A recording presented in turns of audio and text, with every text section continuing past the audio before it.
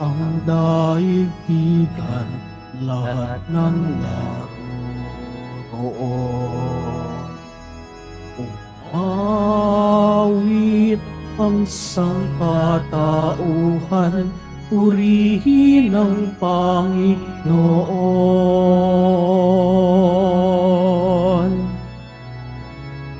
Puri sa kaitaasan, siya'y papurihan, Diyos ng lahat. O papuri sa kaitaasan, siya'y papurihan, ngayon at magpakailanman.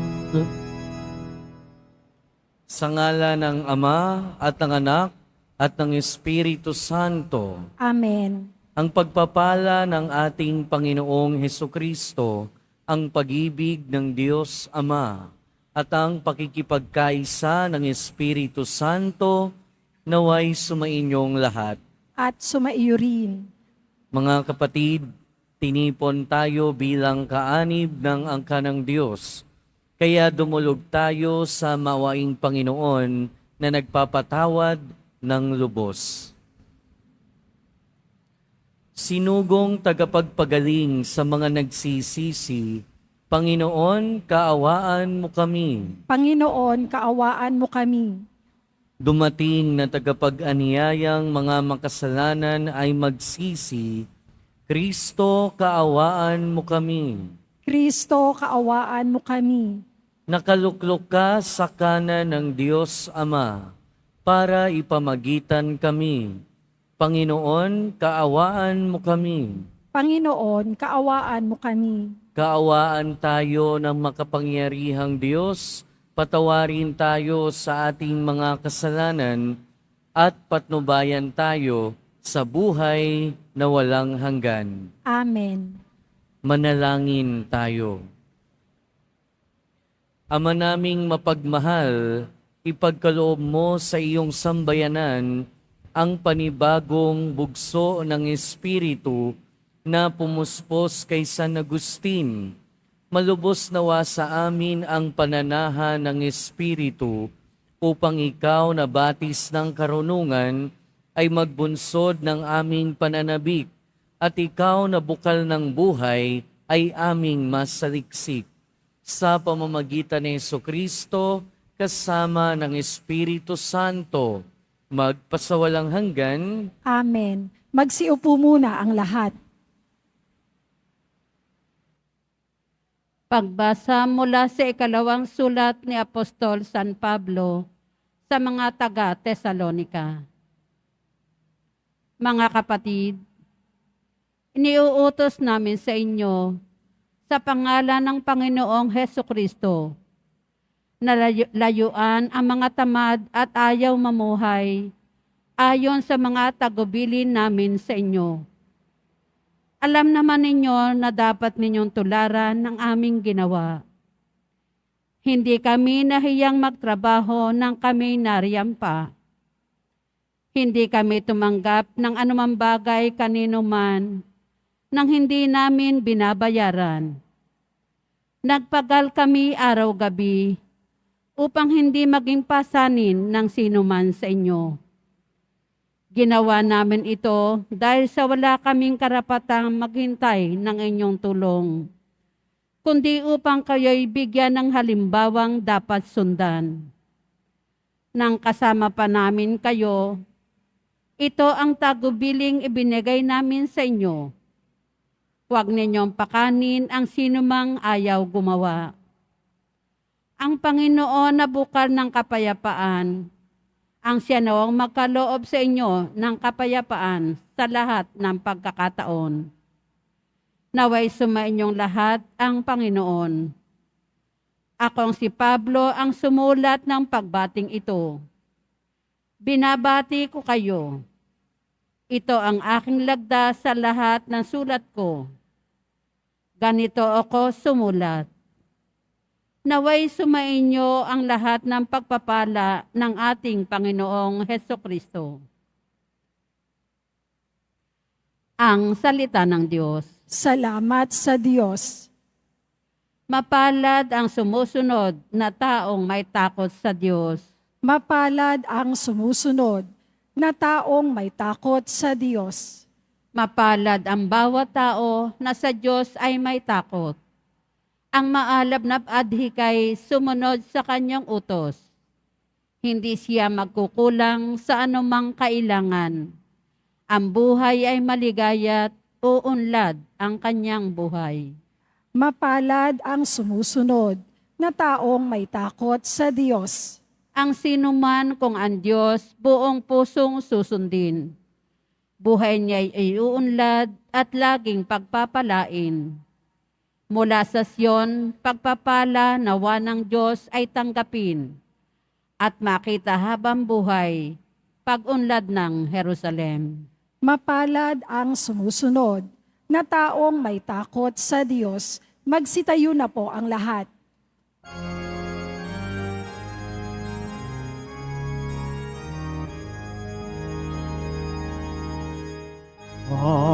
Hallelujah,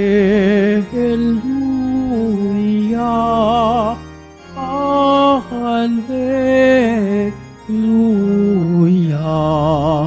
Hallelujah, Hallelujah.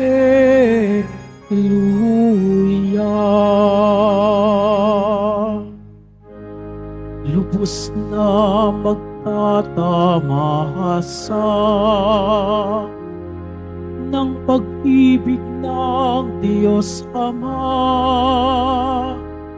ang sumunod sa anak niya. Hallelujah, Hallelujah, Hallelujah,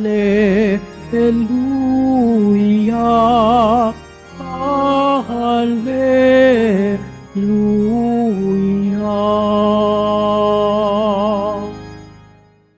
Sumainyo ang Panginoon. At sumaiyo rin. Ang pagpapahayag ng mabuting balita ng Panginoon ayon kay San Mateo. Papuri sa iyo, Panginoon. Noong panahon iyon, sinabi ni Jesus sa aban ninyo, mga eskriba at mga pariseyo, mga mapagpaimbabaw. Ang katulad ninyo'y mga libingang pinaputi, magaganda sa labas, ngunit sa loob ay puno ng kabulukan at buto ng mga patay. Ganyang-ganyang kayo. Sa paningin ng tao'y mabubuti kayo, ngunit ang totoo, punong-puno kayo ng pagpapaimbabaw at kasamaan. Sa aban ninyo mga eskriba at mga pariseyo, mga mapagpaimbabaw, pinagtatayo ninyo ng mga libingan ng mga propeta at ginagayakan ang mga puntod ng mga taong namuhay ng matuwid. Ang sinasabi ninyo'y, kung kami sana'y nabuhay sa kapanahunan ng aming mga ninuno, hindi namin ipapapatay ang mga propeta. Sa sinasabi ninyong yan, inaamin ninyong kayo'y mga anak ng mga nagpapatay sa mga propeta. Sige, tapusin ninyo ang pinasimulan ng inyong mga ninuno. Mga kapatid, ang mabuting balita ng ating kaligtasan. Pinupuri ka namin, Panginoong Heso Kristo. Magsiupo muna ang lahat.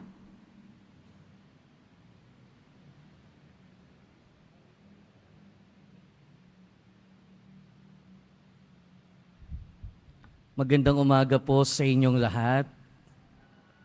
At welcome po sa Minor Basilica and National Shrine of Jesus Nazareno. Ngayon po mga kapatid ay ginugunita natin si San Agustin. Kahapon, ang ginunita natin ay ang kanyang ina na si Santa Monica. Ngayon naman si San Agustin, isang obispo. At si San Agustin, marami sa kanyang turo ay ginagamit din na turo ng simbahan. Napakalaki ng impluensya sa buhay ng simbahan ang mga pag-aaral o ang mga katuruan ni San Agustin. Si San Agustin ay galing ng Tagaste sa Africa. Doon siya lumaki, doon siya naging tao, pero ang kanyang ina na si Santa Monica ay Kristiyano, pero ang kanyang ama ay Manichaean, hindi siya Kristiyano. Pero mas naimpluwensyahan si San Agustin ng paniniwala ng kanyang ama. Kaya nga sa mahabang panahon, talagang ipinagdasal ni Santa Monica si San Agustin. Pero hindi lang dahil sa pinili niya na paniwalaan, pero dahil sa pamumuhay ni San Agustin, na lahat na yata ng klase ng kasalanan ay ginawa. In fact, nagkaroon siya ng mistress sa mahabang panahon. Pero si San Agustin ay napakatalino, kaya nga siya ay naging professor, nag-aral siya, pumunta ng Roma para magturo, and then later on, pumunta ng Milan. Pero sa kabila nito, tuloy-tuloy pa rin yung kanyang paggawa ng iba't ibang klase ng kasalanan. At hindi rin naglaon, nakilala niya sa Milan si Saint Ambrose. And that time, siya yung obispo ng Milan. Pero doon, natuto siyang makinig tungkol sa pananampalataya. At sa kanyang pakikinig, natutuhan niya, unti-unti siyang na-convert, unti-unti siyang nagkaroon ng pananampalataya sa katotohanan na tinuturo ng simbahang Katolika. Pero sa kanyang paglalakbay sa pananampalataya, hindi naman siya agad nagbago. May mga kasalanan na hindi niya maiwan-iwan. May mga kasamaan na hindi niya mabita-bitawan. Until isang araw, may narinig siya na salita habang siya naglalakad sa hardin. Na ang sinasabi sa Tagalog ay, magbuklat ka at magbasa. At yung nabuklat niya ay yung sulat ni San Pablo sa mga taga-Roma na sinasabi doon, kay Kristo, hindi sa tawag ng laman. Not exactly yun yung nakalagay sa sulat ni San Pablo, pero ganon yung sinasabi. Mga kapatid, isang bagay na matututuhan natin sa buhay ni San Pablo o ni San Agustin, ay posible ang pagbabago. Hindi sumuko si Santa Monica sa pagdarasal para kay San Agustin, pero si San Agustin din sa kanyang sarili, hindi rin naman siya tumigil.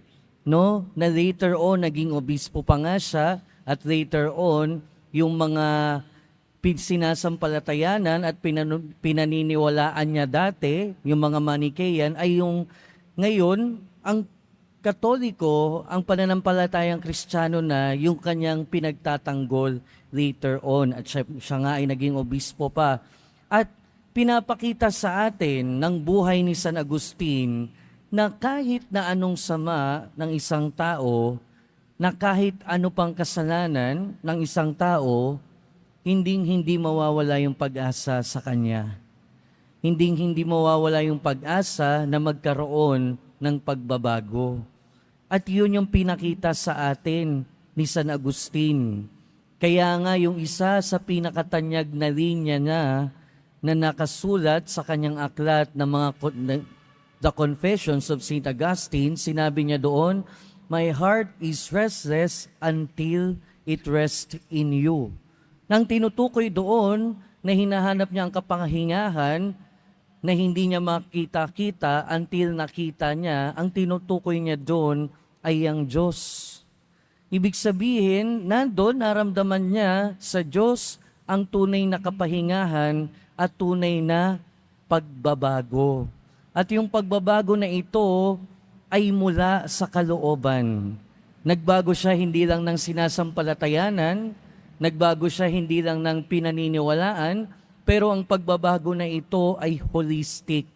Ang pagbabago niya ay mula sa kalooban, yung kanyang pagkatao, yung kanyang paniniwala, yung kabuuan niya ang nagbago. Conversion. At yung pagbabagong loob na ito ay yung inaasahan din sa atin ng Panginoon na buo, nagmumula sa kalooban. Hindi katulad ng mga Pariseyo at Eskriba sa ating Ebanghelyo.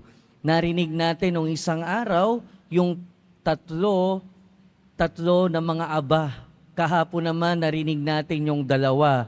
At ngayon yung pagpapatuloy, yung dalawa pa uling mga aba. Na sinabi ng ating Panginoon sa mga eskriba at pariseyo ngayon, narinig natin sa aba ninyo, mga eskriba at mga pariseyo.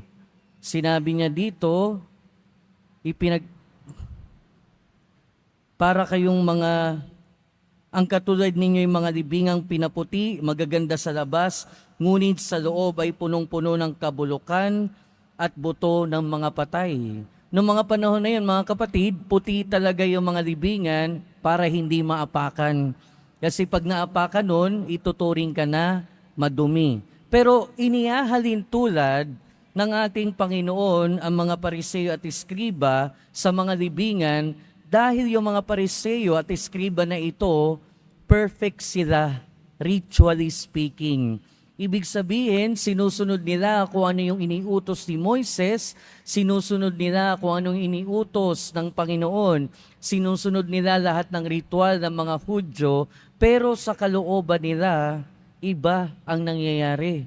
So ibig sabihin, nagkaroon sila ng perfect sila, ritually, perfect sila sa pagsunod sa mga kautusan at ritual, pero dahil din doon, nagkaroon sila ng ibang kasalanan. Ano yung kasalanan na yun? Nagkaroon ng pride. Nagkaroon ng pagpapalalo. Nagkaroon ng arrogance. Naging arrogante. To the point na kung sino yung mga hindi sumusunod, sa katulad ng pagsunod nila, ay minamaliit nila. To the point na pag nakita nila yung iba na hindi nakakasunod, katulad ng pagsunod nila, ay naaapi nila kung ano-ano yung ginagawa nila. Kaya ibig sabihin, nagkaroon na ng yabang, nagkaroon na ng pagpapalalo. Kumbaga parang nagkaroon pa ng utang na loob yung Diyos na sila ay mabuti. Diba? Ito yung katulad nung nangyari doon, kung marirecall natin, merong isang kwento si Jesus na mayroong makasalanan na humihingi ng tawa, dumadakok sa dibdib, at meron namang isang pariseyo na nagmamalaki sa Diyos dahil siya hindi nagkakasala. Ibig sabihin, iba yung nakikita ng mga mata, pero iba yung nasa kalooban nila. At yun yung laging sinasabi ng ating Panginoon sa kanila. Yun yung pagiging impokrito. Yun yung pagiging pakitang tao. Pero ang pagtawag sa atin ay magkaroon ng pagbabago, hindi ng panlabas. Hindi yung nakikita lang ng mga mata, pero ang kalooban. Dahil alam natin, mas importante kung ano ang nasa kalooban natin. Dahil kung ikaw nga, palaging nagdarasal, palaging nasa simbahan, nagnonobena, ginagawa ang lahat ng pwedeng gawin, pero kung sa kalooban mo, ikaw ay punong-puno din ng kabulukan, kasamaan, paghuhusga sa kapwa, baka mabaliwala din yung mga ginagawa natin. Sinabi din ng ating Panginoon dito sa may kalawang bahagi, sabi niya, mga mapag-imbabaw. Sinabi niya dito, mapag-imbabaw, pinagtatayo nyo ng mga libingan ng mga propeta at ginagayakan ang mga puntod ng taong namuhay ng matuwid. At sinasabi nyo, kung kami sana nabuhay sa kapanahunan ng aming ninuno, hindi namin ipapapatay ang mga propeta. Pero sinabi din ng ating Panginoon, dahil sa ginawa nilang yon, pinatutunayan nga nila na sila ay ninuno o sila ninuno nila yung mga mamamatay tao na yon. At sinabi ng ating Panginoon, sige, tapusin nyo yung pinasimulan nila. Tapusin nyo yung pinasimulan ng mga ninuno nyo. Dahil alam ng Panginoon sa mga sandaling ito na ang gagawin nila sa ating Panginoong Jesucristo bandang huli ay ipapapako din siya sa krus at ipapapatay. Mga kapatid, minsan may mga pagkakataon na iba yung pinapakita natin sa kung ano ang nasa kalooban natin. Pero pinaaalalahanan tayo ng kwento ni San Agustin na unang-una, kahit anong kasalanan natin, kahit anong bigat ng kasamaan natin, posible ang pagbabago. Posible ang pagbabago as long as bukas ang ating puso at isip sa salita ng Diyos. Pero pinaalalahanan din tayo na ang pagbabago na ito ay hindi lang sana panlabas, kundi mas importante, panloob. Dahil sa mata ng Diyos, hindi natin maloloko ang Diyos. Sa mata ng Diyos, nakikita niya ang lahat, panlabas o panloob. At nawa, ang ating panloob, yung mga nararamdaman natin at pananampalataya natin ay mag-reflect, sumalamin sa kung ano ang nasa labas, sa kung ano ang kinikilos natin. Amen. Magsitayo na po ang lahat.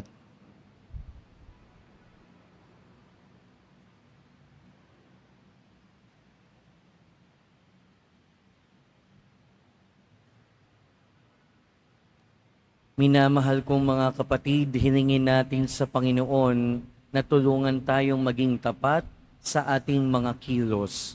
Sa bawat panalangin ang ating itutugon, Panginoon, basahin mo ang aming mga puso at tugunin mo kami. Panginoon, basahin mo ang aming mga puso at tugunin mo kami. Sa ating buhay bilang bayan ng Diyos, naway matagunan natin ang mga hamon ng Ebanghelyo sa pamamagitan ng ating tapat na pagsaksi. Manalangin tayo.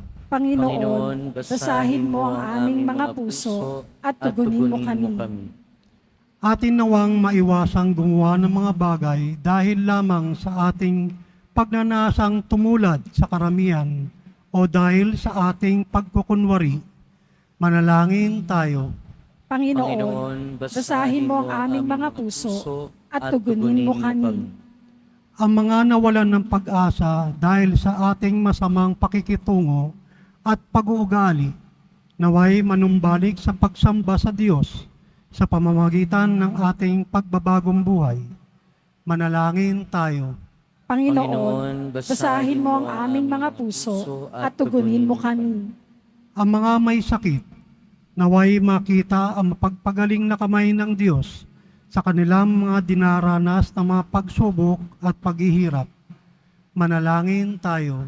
Panginoon, basahin mo ang aming mga puso at tugunin mo kami.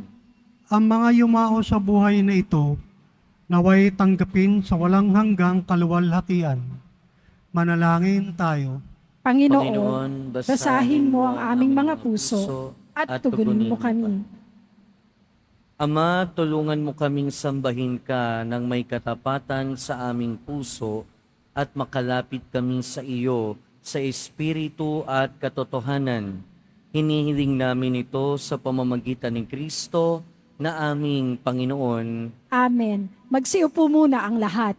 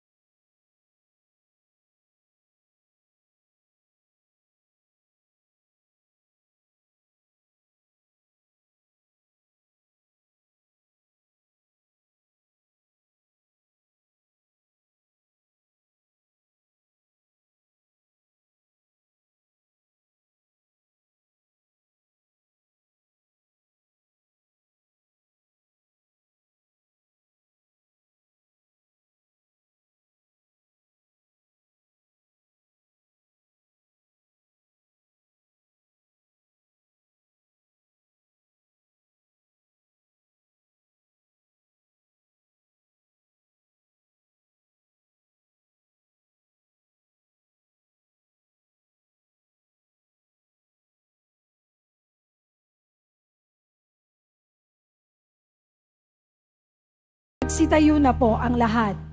Manalangin kayo mga kapatid upang ang paghahain natin ay kalugdan ng Diyos amang makapangyarihan. Tanggapin nawa ng Panginoon itong paghahain sa iyong mga kamay, sa kapurihan niya at karangalan, sa ating kapakinabangan at sa buong sambayanan niyang banal.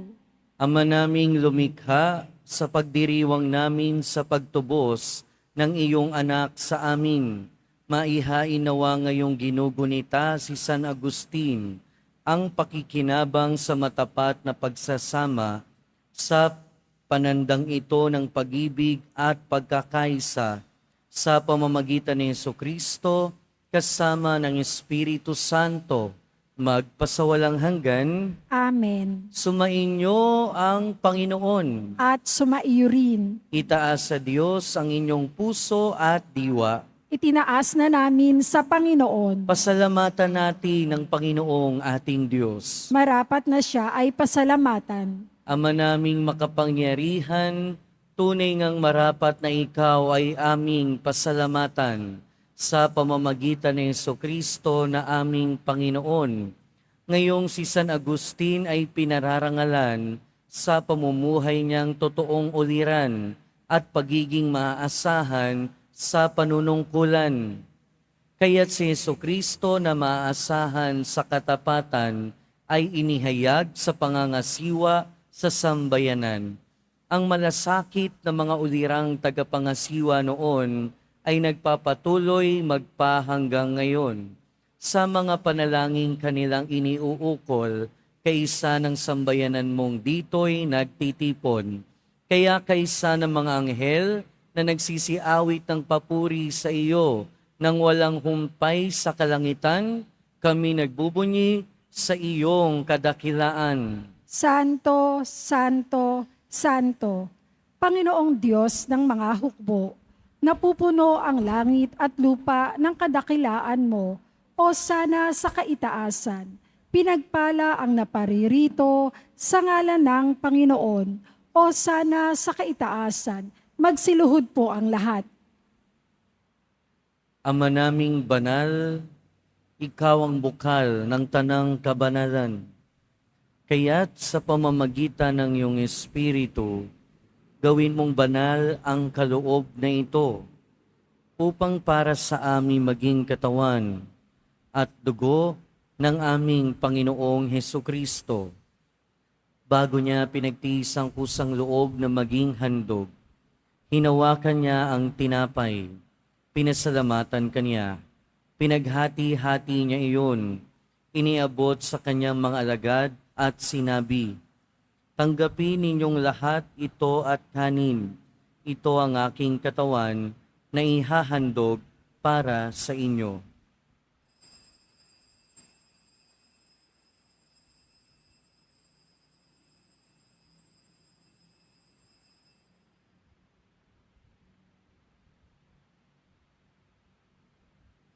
Gayon din naman noong matapos ang hapunan, hinawakan niya ang kalis. Muli kanyang pinasalamatan. Iniabot niya ang kalis sa kanyang mga alagad at sinabi, tanggapin ninyong lahat ito at inumin. Ito ang kalis ng aking dugo, ng bago at walang hanggang tipan. Ang aking dugo na ibubuhos para sa inyo at para sa lahat. Sa ikapagpapatawad ng mga kasalanan, gawin ninyo ito sa pag-alala sa akin.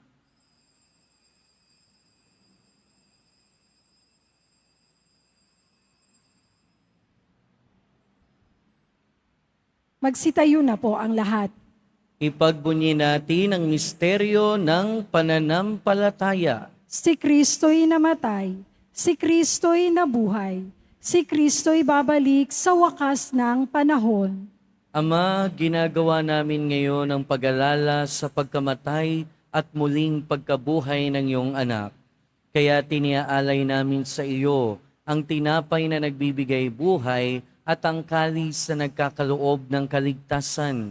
Kami nagpapasalamat dahil kami iyong minarapat na tumayo sa harap mo para maglingkod sa iyo.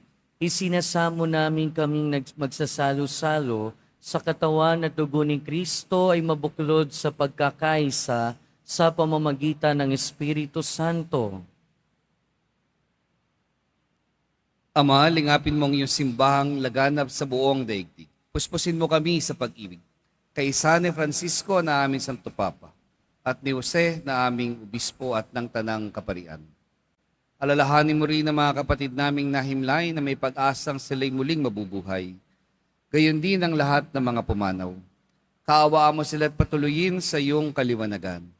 Kaawaan mo at pagintapatin kaming lahat na makasalo sa iyong buhay na walang wakas, kaisa na mahal na Birheng Maria na ina ng Diyos, ng kabiyak ng puso niyang si San Jose, kaisa ng mga apostol, ni San Juan Bautista at ng lahat ng mga banal na namuhay dito sa daigdig ng kalugod-lugod sa iyo. Maipagdiwang nawa namin na pagpupuri sa ikararangal mo sa pamagitan ng iyong anak na aming Panginoong Jesucristo.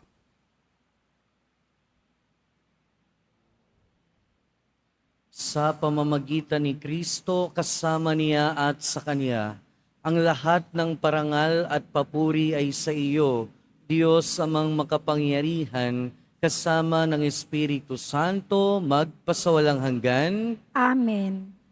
Sa tagubili ng mga nakagagaling na utos at turo ni Jesus na Panginoon natin at Diyos, ipahayag natin ng lakas loob. Ama namin, Sumasalangit ka, sambahin ang ngalan mo, mapasa amin ang kaharian mo, sundin ang loob mo dito sa lupa para nang sa langit.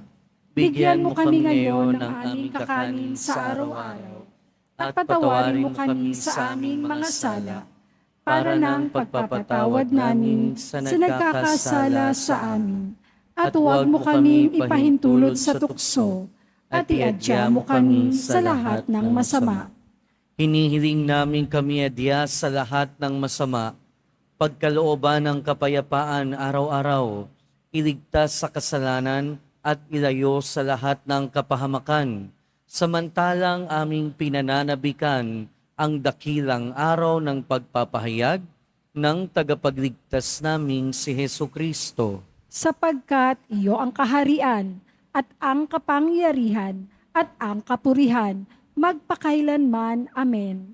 Panginoong Hesu Kristo, sinabi mo sa iyong mga apostol, kapayapaan ang iniiwan ko sa inyo, ang aking kapayapaan ang ibinibigay ko sa inyo. Tunghayan mo ang aming pananampalataya at huwag ang aming pagkakasala. Pagkalooban mo kami ng kapayapaan at pagkakaisa ayon sa iyong kalooban, kasama ng Espiritu Santo, magpasawalang hanggan. Amen. Ang kapayapaan ng Panginoon ay laging sumainyo. At sumaiyo rin. Magbigayan tayo ng kapayapaan sa isa't isa. Peace be with you po.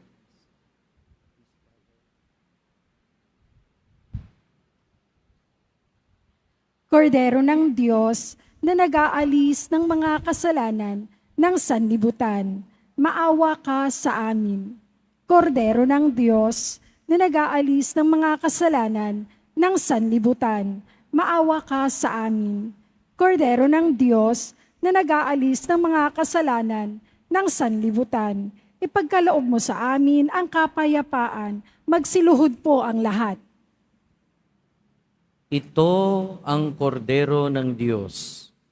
Ito ang nag-aalis ng kasalanan ng sanlibutan. Mapalad ang mga inaanyayahan sa kanyang piging.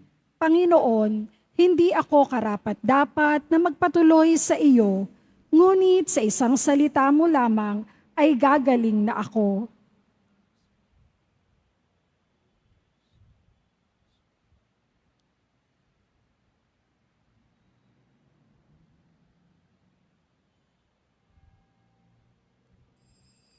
Para sa lahat ng tatanggap ng banal na komunyon, sasagot po tayo ng amen. Pagkasabi ng pari o ng lay minister ng katawan ni Kristo at isubo agad sa bibig bago umalis sa harapan ng pari o lay minister. Sumunod po tayo.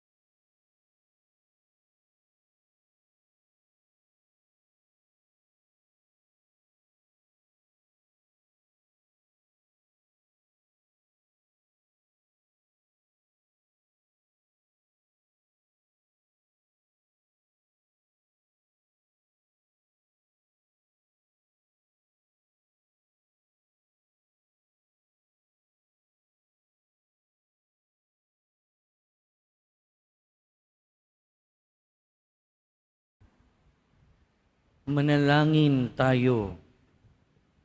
Ama naming mapagmahal, ang pakikinabang namin sa hapag ni Kristo ay magpabanal nawa sa amin upang kaming mga kaanib niyang tumanggap sa Kanya ay maging talagang siya sa pamamagitan din niya, kasama ng Espiritu Santo, magpasawalang hanggan. Amen. Sumainyo ang Panginoon. At sumaiyo rin. Mahal na poong Jesus Nazareno, inihayag mo sa pamamagitan ng krus ang walang maliw na pag-ibig ng Diyos sa sangkatauhan.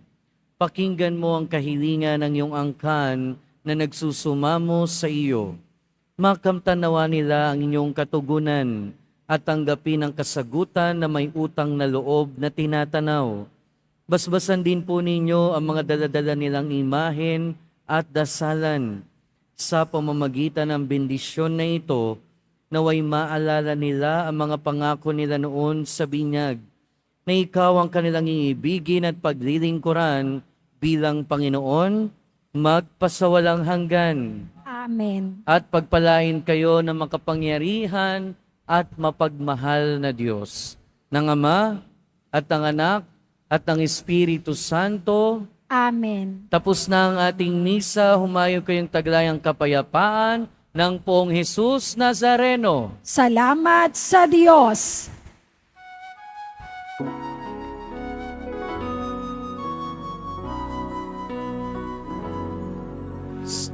Padre Jesus Nazareno, sinasamba ka namin.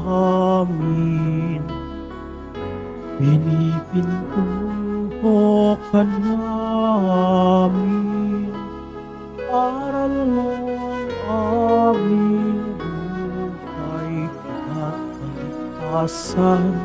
Nuestro Padre Jesus Nazareno, iligtas mo kami sa kasalanan.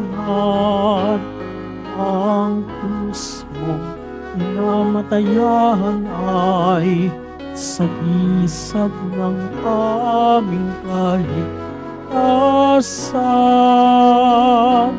Nuestro Padre Jesus Nazareno, dinarangal ka namin. Nuestro Padre Jesus Nazareno, niluwalhati ka namin. Nuestro Padre Jesus Nazareno, dinarangal ka namin. Nuestro Padre Jesus Nazareno, niluwalhati ka namin.